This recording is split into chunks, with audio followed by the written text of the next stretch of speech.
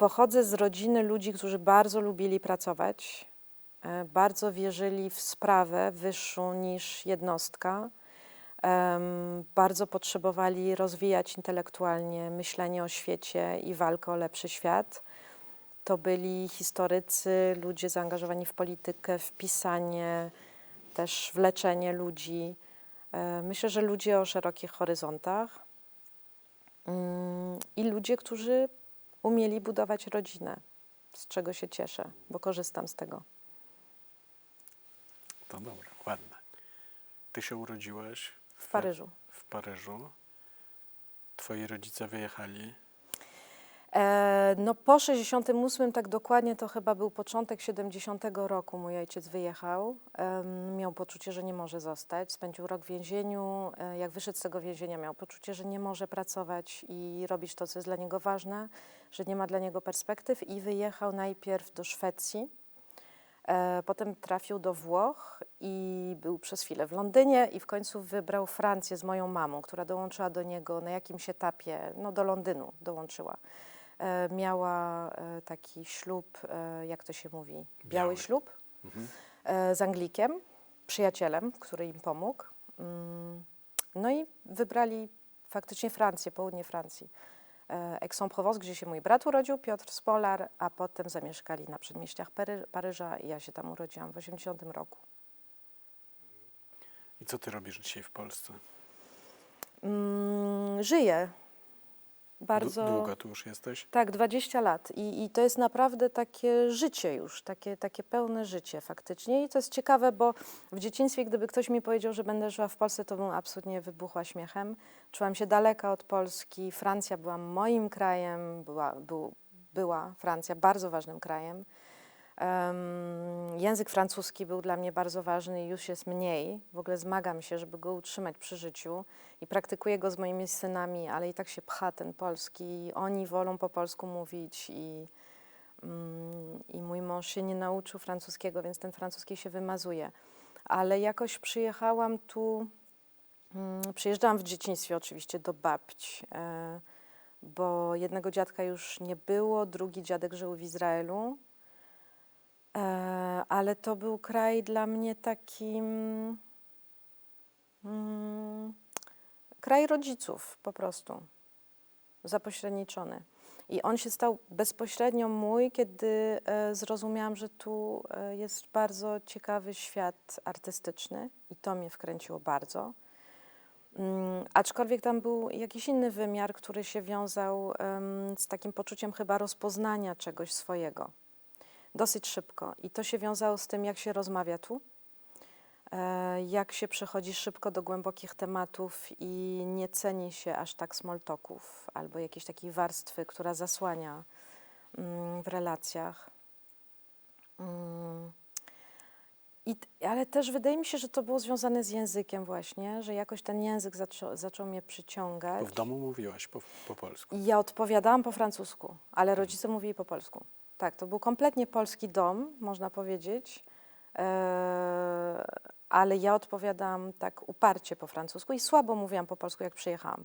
I zaczęłam tu pracować jako asystentka i wyreżyserowałam spektakl w Katowicach, mając ten polski taki bardzo zastygły, skrępowany, bardzo mi było trudno robić żarty na przykład. Więc pamiętam, że w tych rozmowach tak próbowałam coś pograć tym językiem i kompletnie to było sztuczne i zblokowane. No a potem czas po prostu. We Francji skończyłaś szkołę, skończyłaś studia, Tak. studiowałaś. Literaturę na Sorbonie. Mam po prostu magisterkę. Kończyłam szkołę aktorską i w tej szkole założyłam zespół i reżyserowałam 3 spektakle w OFF-ie, więc w takich warunkach, wiesz, dosyć jakby skromnych. Więc taką pierwszą pracę naprawdę jako reżyserka solidną w instytucji z budżetem zrobiłam w Polsce. Ale przyjechałaś tutaj, znaczy zostałaś, jak to się dzieje? Przyjeżdżasz na wakacje i poznajesz kogoś i myślisz, tu jest środowisko, czy to jest mój kraj, czy tutaj coś lepiej? W jakim trybie to się dzieje? Nie, to był taki tryb, ja w Paryżu byłam przez chwilę asystentką Andrzeja Seweryna i nawet suflerką w Comédie Française i Andrzej mi zaproponował asystenturę w Polsce. I tak się zgrało, że w tym samym momencie dostałam propozycję reżyserowania w Katowicach, bo ówczesny dyrektor Henryk Baranowski widział mój spektakl w Paryżu, stwierdził, że to jest bardzo ciekawe i że chce mnie zaprosić. I te dwie propozycje się zgrały i to był moment na pewno kluczowy. A drugi był taki, że ja przyleciałam 12 czerwca 2004 roku, żeby rozpocząć tą asystenturę u Andrzeja. I 4 dni później poznałam osobę, która się stała moim mężem i jest nim do dzisiaj, czyli Rafała Paradowskiego. I wtedy jeszcze nie byliśmy parą, ale jakoś tak to zaczęło się toczyć w tą stronę i te dwa wymiary, miłosny i artystyczny, szły dosyć dynamicznie obok siebie. Natomiast przez pierwszy rok ja zakładałam, że żyję między dwoma krajami, trochę pracuję tu, trochę tam. Tam miałam mieszkanie. Miałam rodziców i brata, chociaż mój brat żył między różnymi krajami też jako dziennikarz, ale jednak centrum życia to był Paryż. I mniej więcej rok po tym pierwszym przyjeździe podjęłam decyzję, że zaryzykuję i przeprowadzę się. Ale to nie miało być ostateczne. Znaczy ja zakładałam, że to wszystko jest otwarte, że można zmieniać, że zobaczymy. Że jesteś Francuzką, która chwilę popracuje w Polsce? Tak to było ułożone w twojej głowie? Chyba czy tak. Ja się zastanawiam, na ile ja potrzebowałam używać tych określeń. Ja po prostu byłam osobą, która chce fajnie żyć, robić fajne rzeczy, interesować się światem, poznawać ludzi, robić coś dobrego. Ja chyba też zostałam wychowana w takim trybie zmian, bo w dzieciństwie żyliśmy rok w Stanach, jak miałam 7 lat, z powodu pracy moich rodziców i żyliśmy rok w Warszawie. Bo mój ojciec był przy Tadeuszu Mazowieckim w momencie transformacji jako doradca. I ten rok był takim, też miałam 10 lat, takim momentem poznania Polski i Warszawy na pewno bliżej, chociaż chodziłam do szkoły francuskiej, więc to się cały czas mieszało. I w tej szkole francuskiej w Warszawie ja byłam tą francuską, bo były 4 Anny, więc mnie nazywano Anne, co było skandalem, bo ja w ogóle nie jestem Anne. Ale tak trzeba było mnie zdefiniować. I to są takie momenty, kiedy widać, że to cudze spojrzenie albo kontekst chcą cię zdefiniować, żeby jakoś tak rozgraniczyć pewne rzeczy i żeby było łatwiej, ale to jest bez sensu. Więc ja nie wiem, czy byłam Francuzką, która pracuje w Polsce. Byłam osobą z Francji, która nagle czuje się trochę obco w Polsce, to na pewno. Przez pierwsze miesiące czułam się samotna, nie miałam przyjaciół, nie wiedziałam za bardzo, jak się zaprzyjaźniać, nie wiedziałam, jakie są kody, nie wiedziałam, jak się romansuje albo podrywa. Wszystko było inne. A jednocześnie nie wszystko. Dobrze się odnalazłam w relacji z aktorami, czy w ogóle z ludźmi w tym środowisku i poznałam dla siebie bardzo ważne osoby, które spowodowały, że chciałam zostać, bo faktycznie były tak inspirujące i to były relacje i rozmowy, których nie miałam we Francji. Poważne i też takie odjechane dosyć. Poważne w sensie głębsze, tak? Głębsze, bardziej ryzykowne, w takim odsłanianiu się, dotykaniu czegoś prawdziwego, niewygodnego. Pewnie w takiej zdolności też do rozdrapywania ran. To jest ten kawałek Polski, co? Tak. Jest. A dzisiaj to jest temat dla ciebie, tożsamość? Tak. Ale inaczej. I kim jesteś dzisiaj? Osobą, która średnio lubi to pytanie. Bo straciłam zainteresowanie definicjami. Tak kompletnie. Stało się to dla mnie w sumie niepotrzebne i sztuczne, chociaż nadal jest bardzo ciekawe. Tak, mój duch, powiedzmy, badaczki, bo mam taki, osoby, która się interesuje światem i zjawiskami i tym, jak ludzie żyją i siebie definiują, to cały czas jest w to zaangażowany. Ja nad tym pracuję. Natomiast jeśli chodzi o moją osobę, to mam takie, to jest pewna historia, to jest pewna fikcja. Ona oczywiście jest zakorzeniona w jakichś wydarzeniach, w jakichś faktach, w historii rodziny. Jest bardzo dużo, jest w moim ciele zapisów, ale jednocześnie wiem, że można to może nie podważać, ale tak odkodowywać pewne rzeczy. I to mnie interesuje. Temat żydowski masz w sobie?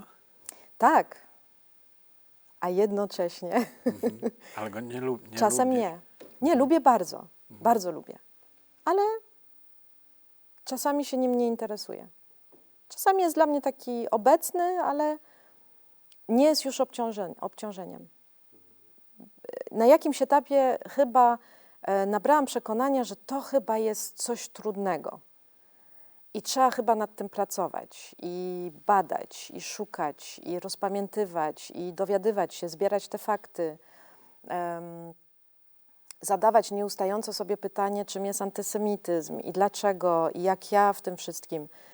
No i kompletnie sobie to odpuściłam. Ale miałaś takie doświadczenia, nie pytam o antysemickie, chociaż też ciekawe, tych wszystkich rozmyślań, kiedy jeszcze mieszkałaś w Paryżu? Nie, w ogóle. To Polska ci to odpaliła. No tak, póki mieszkałam w Paryżu, ja byłam Francuzką, której rodzice przyjechali z Polski i ma korzenie żydowskie. I to jest taka ciekawostka. To jest fajne, to jest ciekawe. To powoduje, że jak poznawałam, na przykład miałam chłopaka, który jest Żydem, jego rodzina jest z Algierii, to on był bardzo tak tym zainteresowany i się cieszył, więc ja się też cieszyłam, że się cieszy. Znaczy on się cieszył, że ty jesteś Żydówką. Tak, tak, ale byliśmy 3 miesiące razem, ale zdążyłam pójść... Zdążył się cieszyć. Zdążył się cieszyć, przepraszam. I zdążyłam pójść na kilka kolacji szabatowych. To nie były pierwsze, bo rodzice mają też przyjaciół, którzy czasami zapraszali na jakieś święta Pesach, coś, więc jakieś rytuały odkryłam, ale najwięcej u niego i jego mamy. I nauczyłam się tego mycia rąk i różnych gestów, które mi się bardzo spodobały. Wydawały mi się ciekawe, piękne, ale kompletnie nie moje. I nie miałam potrzeby, żeby się stały moje. Natomiast we Francji nigdy nie zgłębiałam kwestii mojej tożsamości. Interesowałam się trochę historią rodziny, ale mało.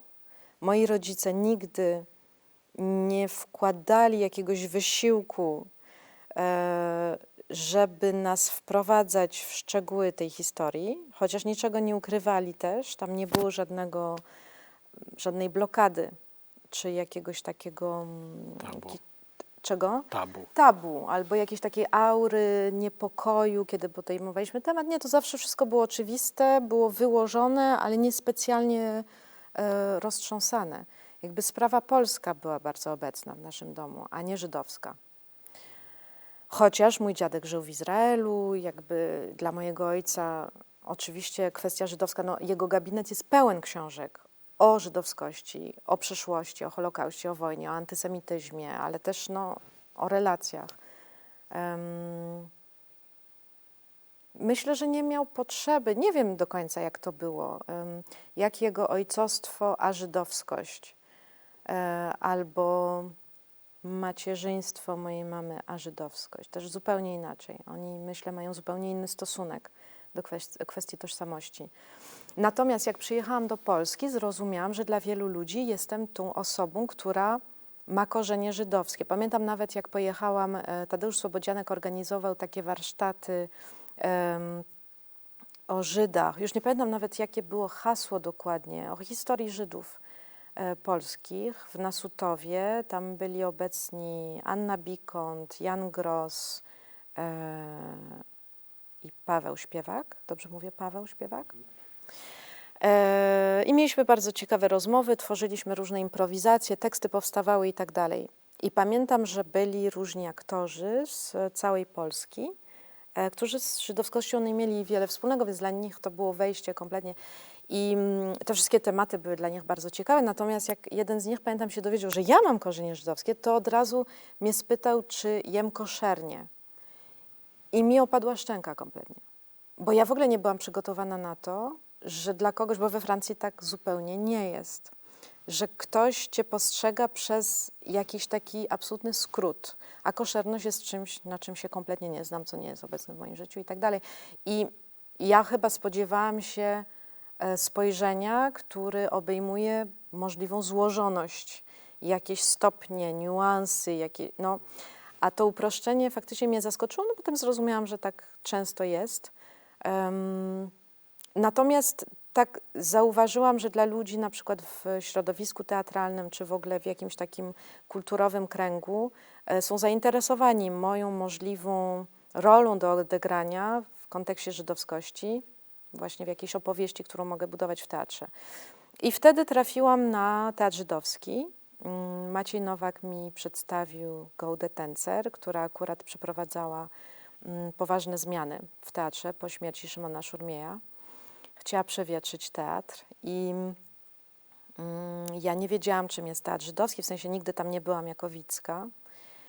I chciałam stworzyć spektakl, który byłby autentycznym gestem wobec mojej niewiedzy, która mi się wydawała też no, po prostu szerszym wymiarem niewiedzy w kontekście w ogóle mojej tożsamości, czy mojego zainteresowania, czy braku zainteresowania. No to bycie złą Żydówką, tak jak mój brat postanowił to nazwać we własnym kontekście, opowiadając w swojej książce o swojej drodze. No ja się dosyć mocno identyfikuję z tym, o czym on pisze w swojej książce, chociaż mamy różne perspektywy. Powiedz dwa słowa, nie opowiadaj książki, ale na czym polega ta perspektywa? Perspektywa, która właściwie zadaje pytanie chyba o spadek i odgrywanie roli dobrego spadkobiercy, pewnego ładunku historycznego, emocjonalnego, genetycznego to nie, no ale tożsamościowego. Myślę po prostu, że w naszym przypadku, i to wynika prawdopodobnie z postawy naszych rodziców, nie została na nas nałożona taka odpowiedzialność za poprzednie pokolenia. Nasze życie się rozgrywało w wolności i niezależności wobec przeszłości. Ja to tak odczuwam. Nie wiem, czy on by to tak nazwał. I dzisiaj jestem bardzo wdzięczna za to. Miałam taki okres, kiedy podważałam to podejście rodziców i miałam nawet rodzaj takiej pretensji, że chyba za mało nas wpuścili do jakiejś takiej strefy pamięci, świadomości, przeżywania, do emocjonalnego takiego kręgu. A dzisiaj inaczej to interpretuję. I jestem im wdzięczna za to, bo mogłam wybrać. A masz dostęp do tego ich przeżywania, tego czym dla nich to jest? Żydowskość? Tak, to znaczy mój ojciec bardzo chętnie o tym rozmawia i zresztą przy okazji kolejnego spektaklu w Teatrze Żydowskim o marcu 68, gdzie chciałam trochę pokazać perspektywę drugiego pokolenia po marcu, czyli mojego, czyli ludzi urodzonych za granicą albo dzieci tych, którzy zostali, przeprowadziłam wielogodzinne rozmowy z moim tatą i to są moje archiwa prywatne, gdzie on opowiada historię swojego życia i to mocno w kontekście żydowskości. No bo też taki akcent wtedy stawialiśmy w tej rozmowie. I bardzo lubię te rozmowy. I wracamy do tych rozmów i zresztą ostatnio czytałam jego rozmowę z Justyną Dąbrowską, która została przeprowadzona kilka lat temu, ale teraz opublikowana. I on tam właśnie w sumie dosyć emocjonalnie też opisuje swoją drogę i też to, w co wierzy. No bo w sumie ja tak myślę trochę o tych kwestiach tożsamościowych, że one się wiążą z pewną wiarą w narrację, w opowieści, bo to my stawiamy akcenty. I ja dopiero zaczęłam to widzieć kilka lat temu, że każdy z nas stawia akcenty w tej swojej historii i owija swoją tożsamość wokół określonych rzeczy. I teraz jestem na etapie, w którym trochę mnie interesuje obserwacja tego, jak ja to robię od dawna i rodzaj zaufania do siebie, że robię to tak, bo mam dobre powody ku temu. Bo ja kiedyś miałam taki etap, kiedy zaczęłam się trochę zmuszać do tego, żeby bardziej badać tą historię, angażować się w żydowskość, Widziałam, że są ludzie wokół, dla których to się staje w momencie, kiedy odkrywają, że mają na przykład takie korzenie, to się staje temat życia. I dużo o tym piszą, dużo myślą, przeżywają i tak dalej. I zastanawiałam się, dlaczego nie ja i chyba powinnam to kliknąć w sobie. I nie klikało. To znaczy, to było dla mnie ciekawe, ale bez pasji. Bez niepokoju też. Po prostu jako pewna rzecz, która jest, ale która jest tylko kawałkiem. I jest tak dużo innych rzeczy. I widzę, że właśnie te akcenty stawiam w tym, jak myślę o sobie, jak opowiadam też o sobie, ku złożoności. Ale to jest coś, z czego czerpiesz? No tak, to daje energię w ogóle, bo to mi daje poczucie wolności i też nieprzewidywalności. I też sobie myślę, ja może kiedyś zamieszkam w jakimś kraju i dopiero odkryję, że ten kraj czekał na mnie. To jest mój kraj. Chociaż nie mam też potrzeby. Nie mam jakiejś ogromnej potrzeby mówienia, zostawiłam swój kraj i tęsknię za nim, bo nie tęsknię po prostu. Jak tam wpadam do Paryża, mam takie, wow, to jest moje miasto, jak mogę żyć daleko od tego miasta, przecież to jest moje. No ale to jest moje, a jednocześnie żyję w Warszawie, którą uwielbiam. Jest mi bardzo dobrze. Więc A twoje dzieci dostają jakiś kawałek tej wiedzy o tym? tak, chociaż chyba w ostatnich 2 latach trochę mniej o tym opowiadam. Kiedyś miałam takie poczucie, że muszę im zaszczepić bardzo dużą świadomość również cierpienia poprzednich pokoleń. I na przykład w bibliotece braliśmy komiks o Irenie Sendlerowej, opowieści o getcie, różne rzeczy takie dla dzieci i super. Ja cieszę się z tego. Oni mają pełną świadomość i też mówią o tym jako rzeczy absolutnie naturalnej. Kiedyś chyba lubiłam tak podkreślić to, przez ile trudów i bólu to poprzednie pokolenie i jeszcze poprzednie przeszło. Teraz trochę mniej. A ten kraj, który na ciebie czeka, to gdzie on jest albo jaki on jest? Nie no, on jest wewnętrzny tak naprawdę, No, bo to nie ma rozumiem. żadnego znaczenia. Znaczy ja wiem, że wszędzie będzie mi dobrze. Takie masz poczucie, tak? Tak, tak, tak. Wspaniale. Oczywiście z gorszymi dniami, nie?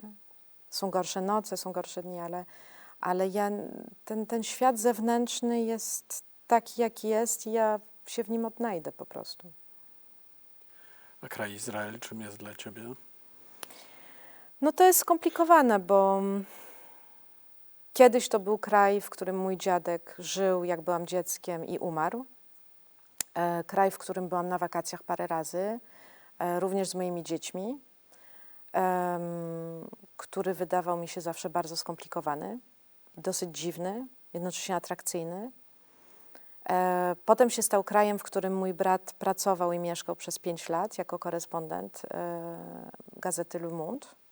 I też tam byliśmy go odwiedzić i patrzyłam na ten kraj jego oczami trochę, jako profesjonalista, który między innymi jeździ do Gazy i pisze o potwornej kondycji ludzi, którzy tam żyją i potwornej polityce. Ja zawsze jakoś ufałam jego opowieściom i temu doświadczeniu niezapożyczonemu. On jest też bardzo etycznym dziennikarzem i dosyć bezwzględnym, który zresztą w swojej książce właśnie opowiada o tym, że on, żeby być dziennikarzem tam, ukrywał w pewnym sensie swoją żydowskość. To znaczy próbował być tym człowiekiem, którym nie kieruje tożsamość i osobista historia, którym kieruje pewne zadanie i profesjonalizm. Więc on tam był właściwie jako francuski dziennikarz.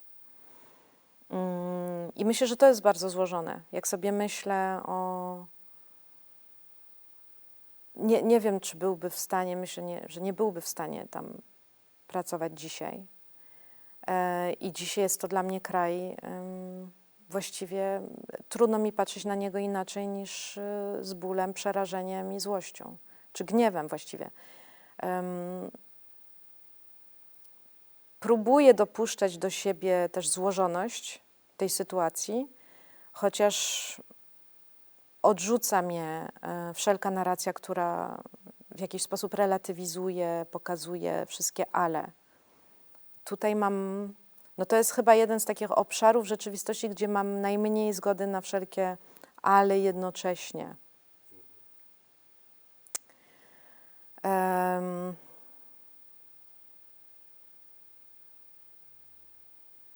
No ale moja siostra spędziła tam wiele miesięcy i jej córka nadal tam mieszka i studiuje. I rozmawiałam z nią wczoraj o tym doświadczeniu jej. Ona zresztą jako psychoterapeutka pracuje z Palestyńczykami i pracuje z osobami po głębokiej traumie. Pracuje też z ludźmi, którzy żyją w Londynie, bo nadal ma pacjentów online z Londynu czy klientów. I myślę, że ona jest w takim punkcie, w którym może świadczyć o złożoności tej sytuacji. Ja nie umiem. Mi się to wszystko spłaszcza. Ale w gruncie rzeczy Że tak etycznie się spłaszcza, tak? No, nie wiem, czy etycznie. Czy moralnie, no na poziomie dobra i zła. Znaczy ja na pewno używam słowa ludobójstwo i tu się jakby nie zastanawiam nad tym.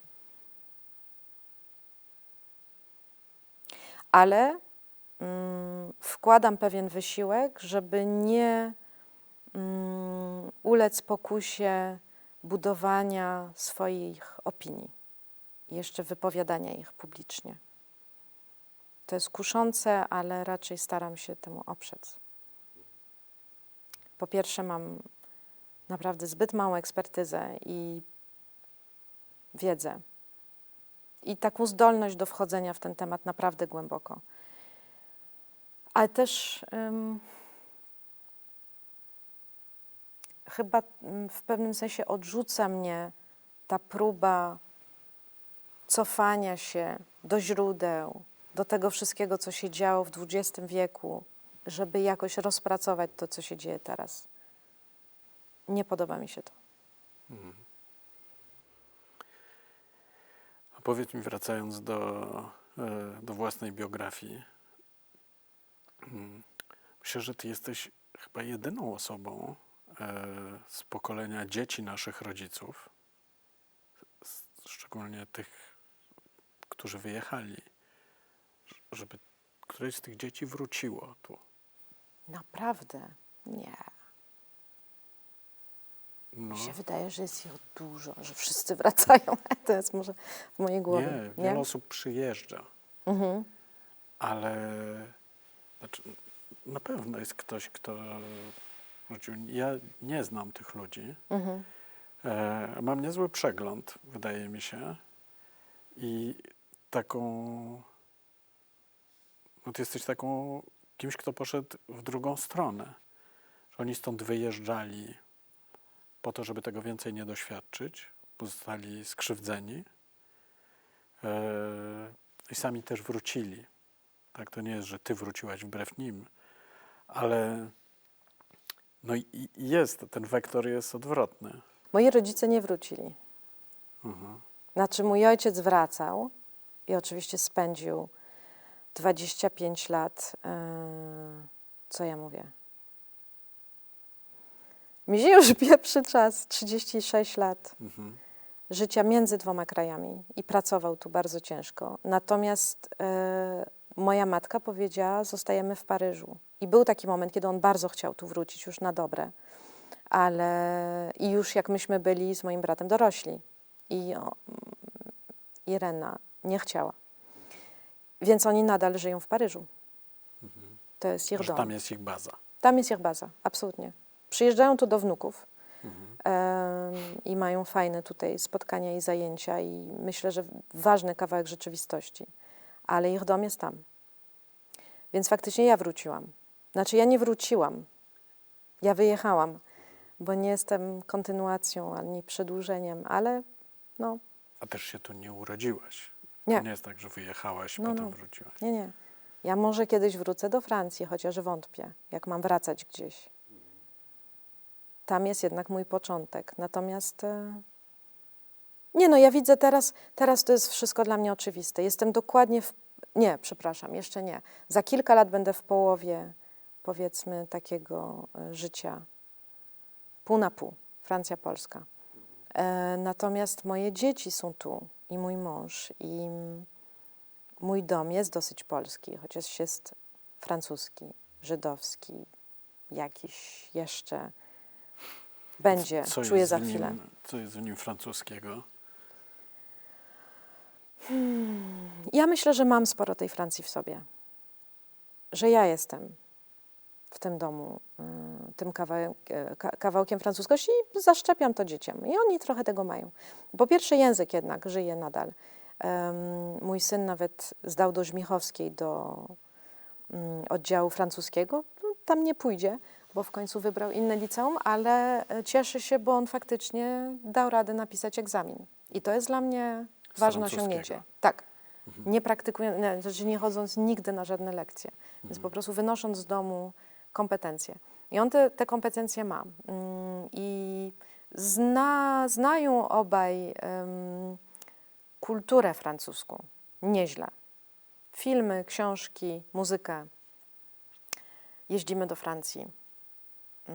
Ja myślę, że jest coś w moim macierzyństwie, co jest trochę francuskie. Staram się to pielęgnować. Rodzaj dystansu. Większy niż polska matka. Albo żydowska, tak. A co masz żydowskiego w tym domu?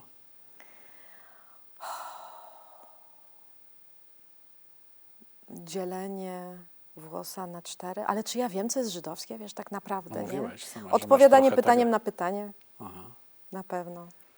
To jest chyba żydowskie. Tak? Bardzo edukacyjne też. No Tak. tak. Kulinarnie nic. Świętujemy Chanukę w taki sposób zabawowy.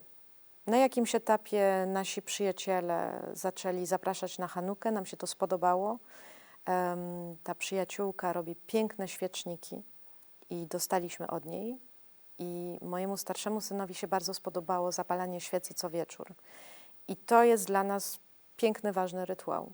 Siedzenia w ciszy razem. I też na pewno robimy to w ogóle nie tak, jak pewnie trzeba. Ale to nie ma znaczenia, bo tak naprawdę dla mnie chodzi o spotkanie i skupienie i otwarcie się na jakiś wymiar, na który się zazwyczaj nie ma czasu. A żyjesz tutaj w świecie żydowskim? Masz Mało. przyjaciół? No mam. Ale no to jest ciekawe, bo wydaje mi się, że czasami coś mnie pociąga w drugim człowieku, co chyba jest z takiej tkanki. Nie umiem to dokładnie przeanalizować. Nie wiem, czy to się wiąże bardziej z umysłem, czy z aurą, czy no, poczucie humoru się wiąże z umysłem, nie? Czy z czymś jeszcze innym, może schowanym. Nie wiem. To jest ciekawe dla mnie. Takie rozpoznawanie właśnie. Ale no ma jakieś znaczenie dla mnie, kto wśród moich przyjaciół jest Żydem, Żydówką, ma korzenie żydowskie, bo to też różnie jest to nazywane. Ma to znaczenie, a jednocześnie nie ma. Ale ma, bo? No bo były różne etapy, kiedy potrzebowałam rozmów na ten temat i lubiłam te rozmowy i czułam wspólnotę. I teraz też zresztą w kontekście tego, co się dzieje w Gazie. Istotne jest dla mnie móc rozmawiać o tym z osobami, które zadają sobie pytanie o swój głos, swoje pozycjonowanie się, swoje emocje. I na pewno trochę jest inaczej, jak się ma tą historię za sobą. Ciekawe, czy twoi chłopcy wyjadą do Francji? Może, a może nie wyjadą, może jeden wyjedzie. No faktycznie w naszej rodzinie każde pokolenie wyjeżdża gdzie indziej niż starzy mieszkają. No, dosyć zdrowe to jest chyba takie oddzielanie się, więc ja oczywiście no, już się smucę, ale życzę im trochę takiego szukania siebie tam, gdzie mogą rozwijać się w takiej wolności wobec tego spojrzenia rodziców. A może nie będzie to jakoś potrzebne, nie wiem. Dzięki, Aniu, bardzo. Dzięki.